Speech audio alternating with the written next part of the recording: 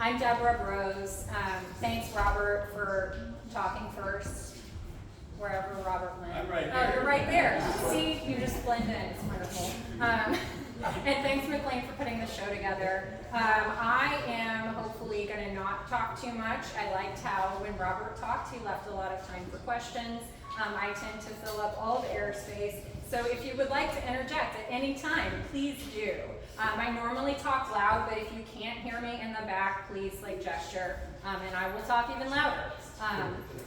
So normally, if you haven't seen my work before, my work is made with found object ceramic figurines.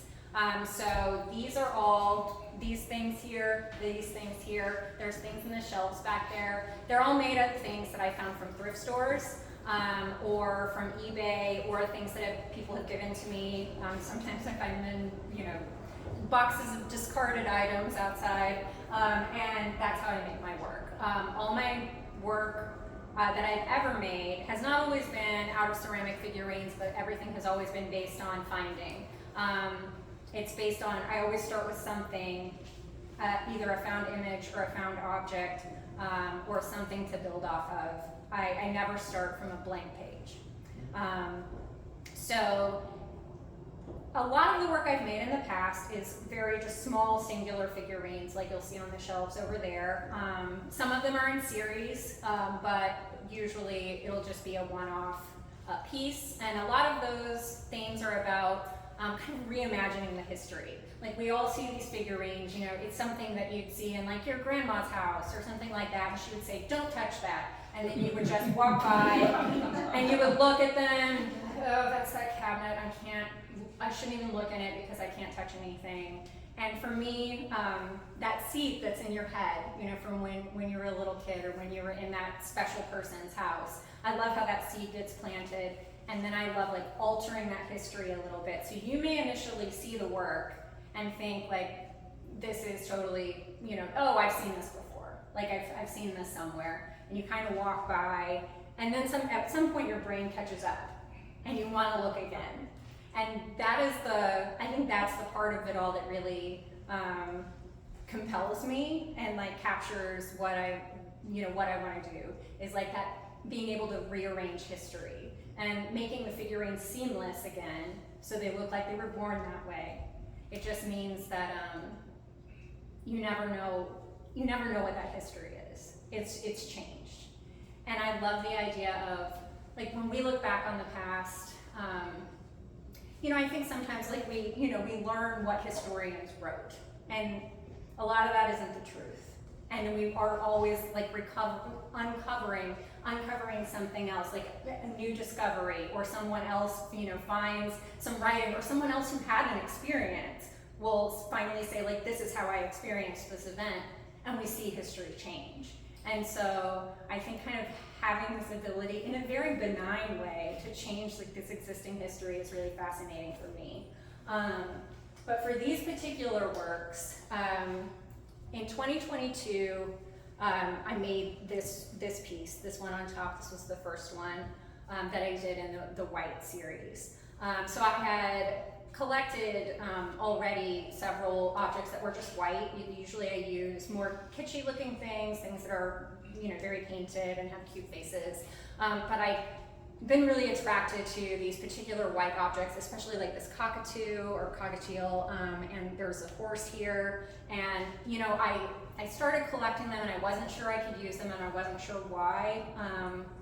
But when I do go look for figurines, that's something, if I'm drawn to something, I just buy it if it's in my price range, because the ideas come later and you need the material to create the ideas.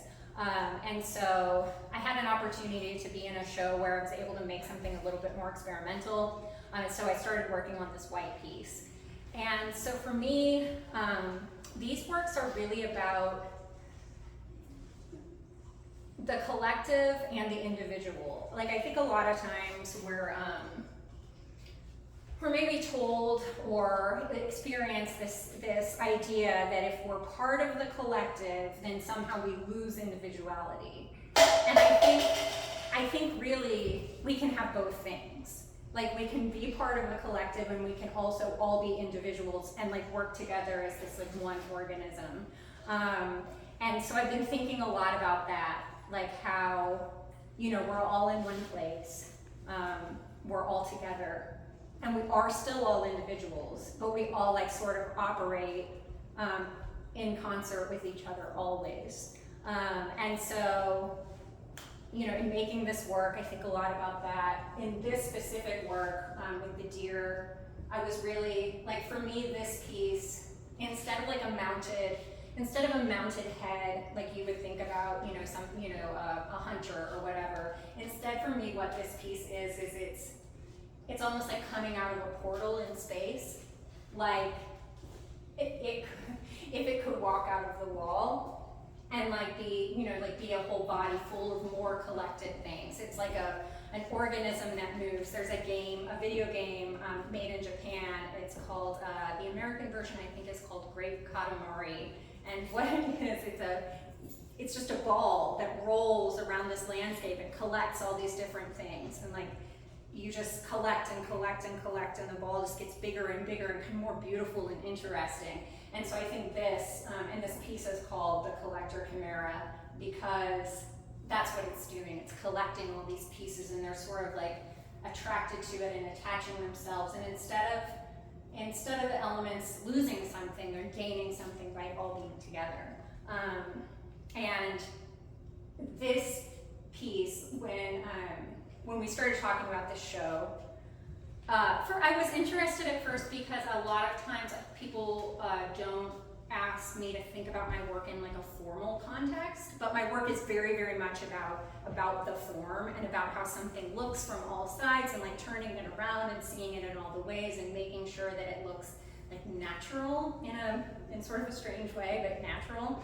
And so I was excited to think more about form, and that's sort of where these white works came into that, is really like thinking about form, thinking about all the sides, thinking about like how much you can add to make something like more and more interesting. And for this particular set of objects, I do like to use found everything if I can. And so in lieu of pedestals, these tables are things that I actually like found on the street and then threw in my car. And of course I repainted them to go with the work. But I think that like the ability to use another element of foundness and another element of something that you know you've seen before, but it comes back into your life again in a different way, I think is just a really interesting thing.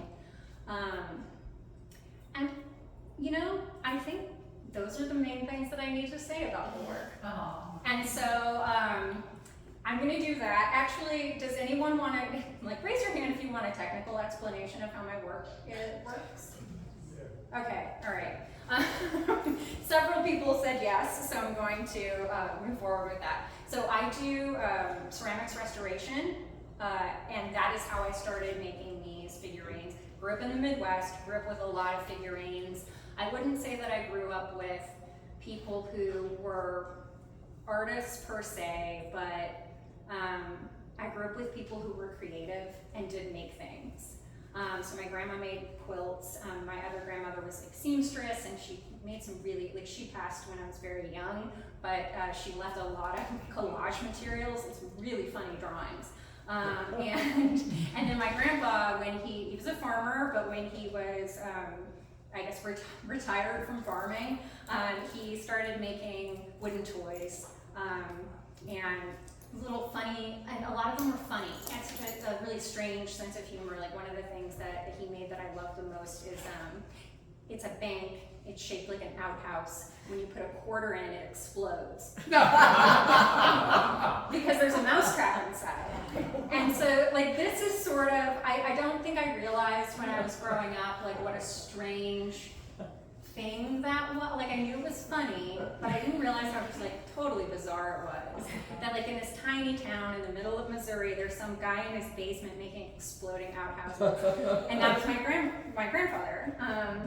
And so like ceramics had been a part of my life for my whole life, and I loved them. Like, we got them out for different holidays and things like that, and you change, like, oh, it's spring, we get out our rabbits, it's Christmas, we get out these things, and they felt really special to me. And when when you start going to art school, there's a thing about like what's good and what's valuable, and like those things were not of value, and I didn't like that. But I continued through school, and I was not working in ceramics, I did some ceramics in college, but I mostly did paintings that were based on found objects, a lot of image transfers that not at all like the image transfers Robert does.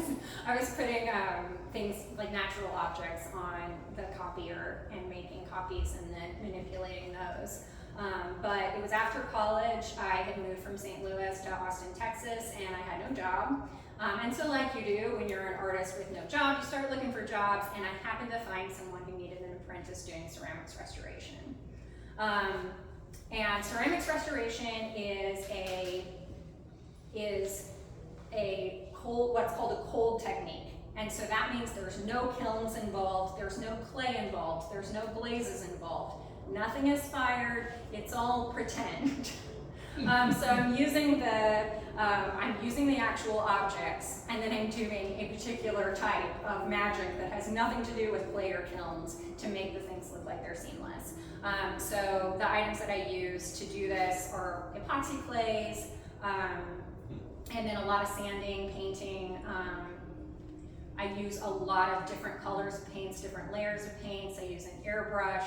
I do a lot of color matching. For these particular works, they are actually completely painted normally, because of all the white glazes aren't the same color. If you've ever been to Lowe's and you're looking in the paint section, there's like 700 colors of white, and it seems shocking. There are, probably more than 700 colors of white, I have no idea.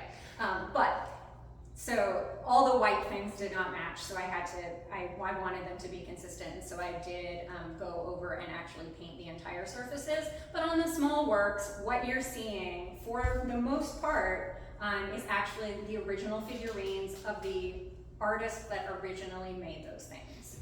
And so like when you see a face and it has a little funny eye, somebody else did a funny eye. And so that's something I love about them, and that also is that whole thing about like kind of editing the history. And so learning ceramics restoration was really what got me into this work. It had nothing to do, it just had to do with like learning a new thing. And then I happened to be in the thrift store, which I was consistently in the thrift store always. And I'd gone there and I found these two sweet little lambs. And I had just learned how to do restoration, and I saw them and I was like, I have to make a two-headed lamb. And they were so, so cute, like they had the smiley faces and the big ears and little bows. And I was like, it would be so funny. And it was much later than the whole Dolly the sheep cloning situation, where if you're old enough, you remember the cloning of Dolly the sheep. It was much later than that, but still I remembered when that was happening and the fear people felt for like where science would go. Like, people were like, there's gonna be freaks everywhere, like what are we gonna do? And I think that kind of fear like really bothers me. I think it doesn't make sense. It doesn't make sense to be afraid, or it doesn't help. And what I wanted to take these things that were like so benign and so happy and be like, look, it can be something different, and it can still be happy, and it can still be like, it can still be something. It can still be like, but it can be benign in a way, even if it has two heads. And two-headed sheep have been being born for a long time before anybody was thinking about doing anything before people even knew DNA existed, which I think is amazing. I loved those Ripley's Believe It or Not books and the Guinness Book of World Records. Oh, love that thing.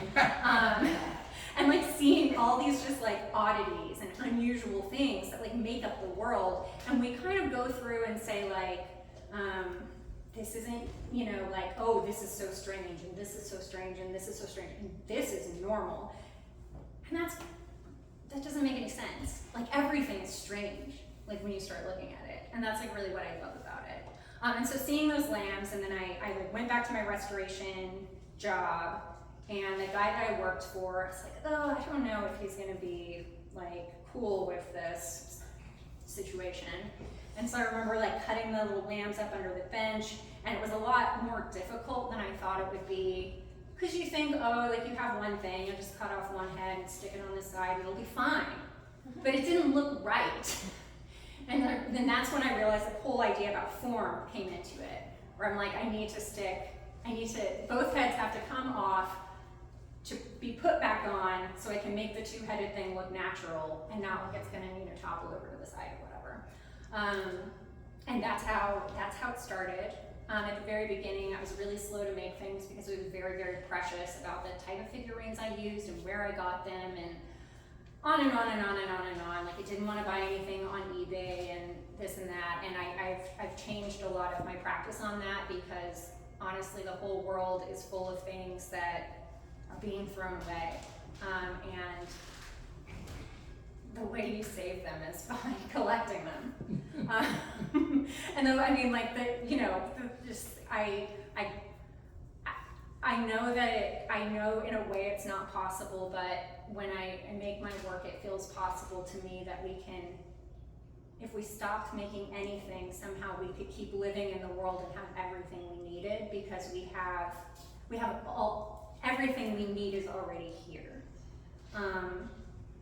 And so I think about that a lot when I'm making things, and I think I explained technically what I do, but yeah, that it's basically epoxy clay and layers of paints and things like that, and nothing is fired, and there are no kilns involved, and honestly, I actually do not like working with clay at all. So that's that. Does anybody have any questions? Yes? Did your employer come to appreciate your... Yeah, he did. Well, I think really he, when he found out, I mean, he didn't see the lamb until later, but he did. I worked for him for about a year and a half, and by the end of that time, I was making more of that work, and he did start seeing it, and he thought it was funny. And he also, like, I had a really good knack for restoration, and so that pleased him so much. I think he didn't really care what I did with the things that I was making, because I was good at restoration, and he was really kind of looking for somebody who was going to be able to keep doing it, because it's one of those, like, dying arts a little bit, or people don't even know it could be done. I didn't know it could be done when I met him, and so he did come to appreciate it. Yes.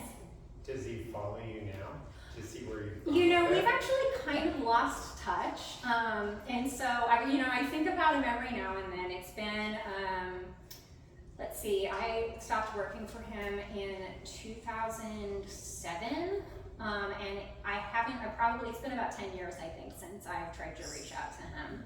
So, yeah.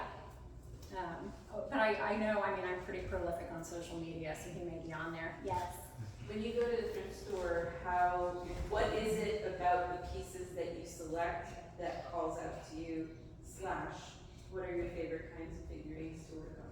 So when I go to the thrift store, what I'm looking for mostly is there's a very particular era, 50s, 60s, things that are made in Japan, companies like Inesco, Inarco, Lepton, they were all mostly made in Japan. Some of them actually did, factories eventually were made in the US that made the same things, but they're this very soft, it's a very soft pottery, and they're very well modeled, and usually they have this like kind of matte finish that's really nice, and so that's usually what I'm looking out for, is those like little animals with very specific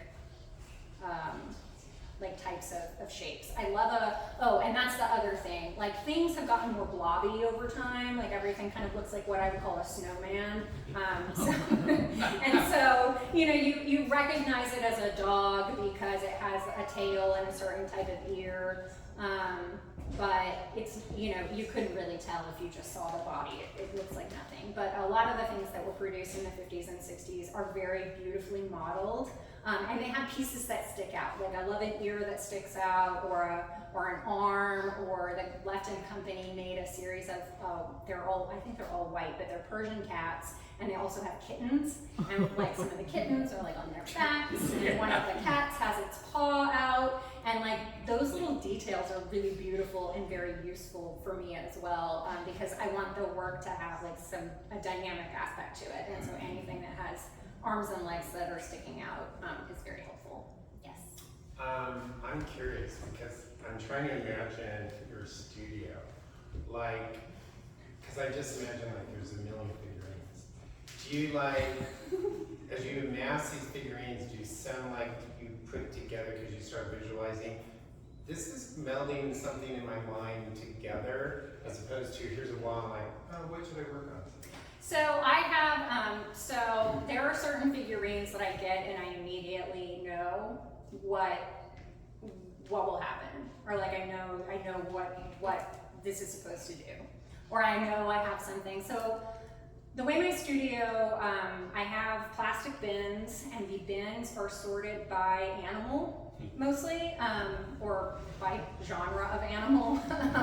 So I have a container, those big plastic bins with lids. I have a container of cats, a container of dogs, then one that has like fish and dolphins and seals and stuff in it, and then another one that has like cows and pigs and sheep and stuff like that, and another one full of like horses and deer. So those are all there, and then I continually am going to the thrift store. I'm usually there at least once a week, and a lot of times you only find one thing or nothing. But whenever I find things, usually those stay out for a while, and I'll kind of look at them and then move from there. But like for instance, the piece that was at the Seattle Art Fair, which is your piece, the water deer, which is a deer and a fish combined.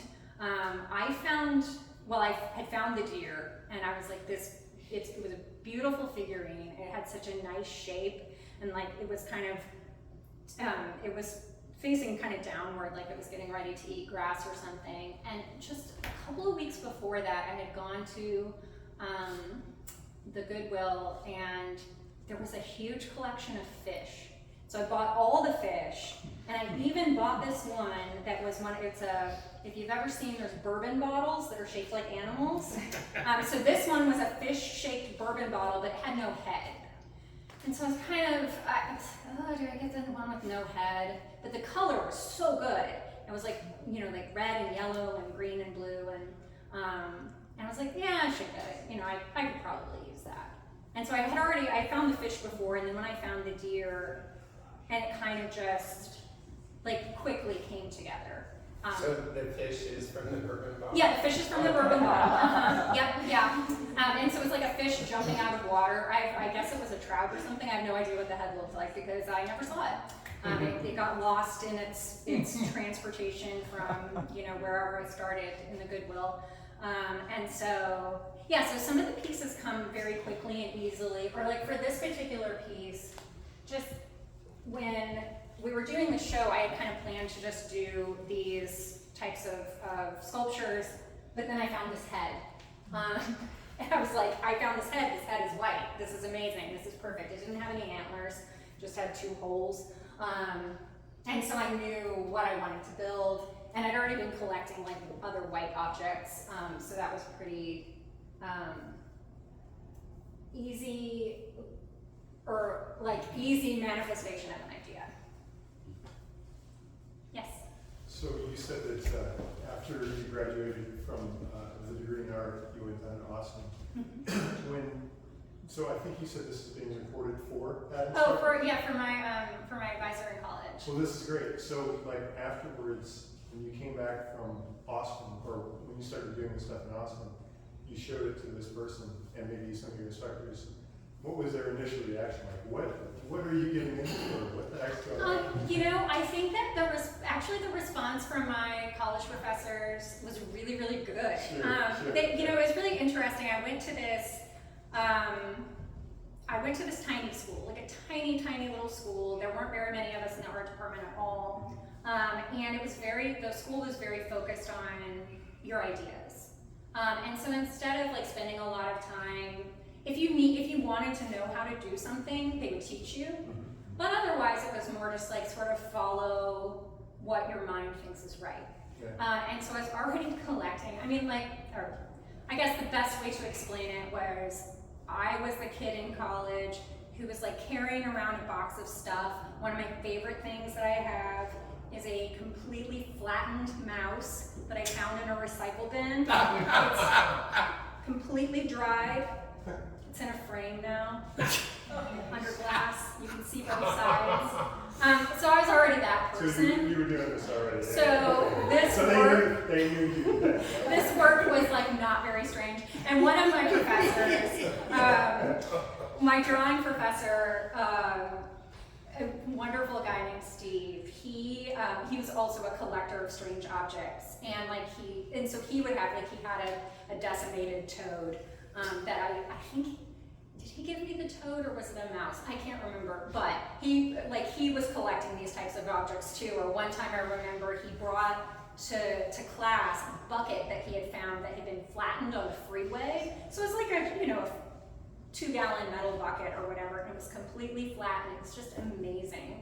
And so I think like knowing these people who had these appreciation for just these like anomalous objects was really wonderful, and they've been really supportive of me. And they were also really excited too, because I got an academic scholarship instead of an art scholarship to go to college, and so they felt like they could like kind of rub it in the faces of the rest of the school. So the other thing I want to ask you too is, I had the pleasure of going to that, might be saying it wrong, but the Mutter Museum in Philadelphia, Mutter? Isn't it Mutter? I have no idea. Oh, but you would love Yeah, this you would. museum. I haven't been to Philadelphia yet, but I hope Do to you go know someday. this place that has like jars full of like, Oh, is it one of those like old kind of medical museum type of it's things? like off the charts. I love that kind of stuff. It's crazy. It's great. I think it's amazing. Like I have a lot. There's a taxidermist called Walter Potter who was he made taxidermy scenes in like the 1870s in England. But it's like a bunch of kittens dressed up sitting in a schoolroom, and they're just wildly bizarre. Or I just listened to a podcast and they were saying that when Beatrix Potter, who wrote Peter Rabbit, when she was a child, she had all these different pets, and whenever a pet would die, she would boil it to get out the bones. She would reassemble all the bones, put little glass eyes in it, and then she put them in her God, what did she call it? Like her little bone cupboard. Oh my God. Which people like find really morbid, but I was just like, it's amazing. She still has her pets. That's fabulous. So then you need to go to this museum. Yeah, no, I love places of oddities. Yeah, this is that place. And then those kitties having tea are like at the Victoria and Albert Museum. Oh, yeah. Yeah, there's rooms of them. Yes. Question, this is like technical. Yeah.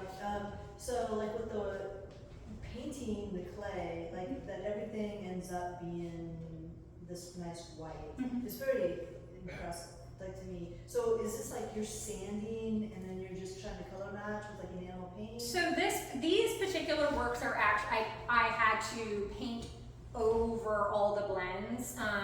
So normally in the smaller works in the shelves, when you'll see, for like there's like a seal bodies with dog heads on them, seal pups. Those particular ones, I've only painted in the area where I had to put the epoxy clay to put the heads on. In these particular pieces, so anytime there's a connection, there's epoxy clay. And then I've sanded, epoxy clay, you can work it wet, and so you can sculpt it when it's wet, or you can sand it when it's dry. And so usually I wet sculpt enough to get the right pattern or whatever, do a little bit of sanding, then I'll paint the blend, but then for these particular pieces, I did airbrush the entire thing to get the consistent color of white. Like with the airbrushing the entire thing, do you sand, just imagining the other stuff is pretty hard to adhere. Oh yeah, it's very slick. So usually I do like a light sand. That's usually enough to, and with the airbrush, because of the stippling, it almost makes like a stickiness. And I do use, there's a tile sealer that I use that it really helps. It's likes to stick to the ceramic surface. Thank you. So I'm guessing the Hummel company has no worries about. Oh, I love the Hummel company. I fixed so many Hummels. You never thought about cutting them up and putting them? Yeah, I do actually. I find them broken often. I think actually there's a piece in the very front that is part Hummel that I made. It was a conductor, so he has his arms out like this, but now he has a bird head and some bird feet. But yeah, I gave him a choir too. oh, very good. Yes, yeah, people to conduct. Yeah. So when I see your pieces, because I love them, do you like have to?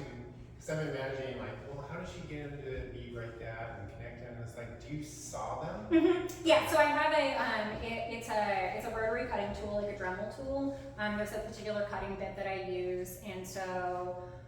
I mean, some things are really hard, so you try to just make score lines, and then sometimes you can tap it off.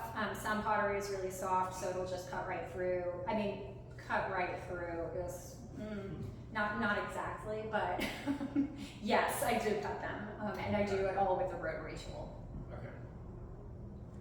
Yes. I'm having trouble figuring out the right words, but for me, and I'm wondering if you have this thought as well, the pieces back here seem, and I'm struggling for the right words, these seem more like pop art.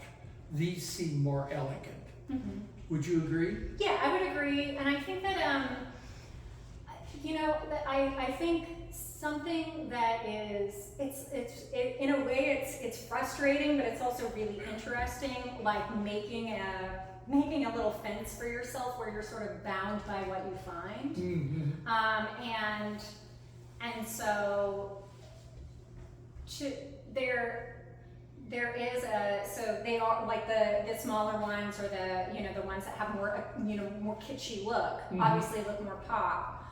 Whereas with these figurines that already start out white, it's sort of a lot easier to go this other direction. Sure.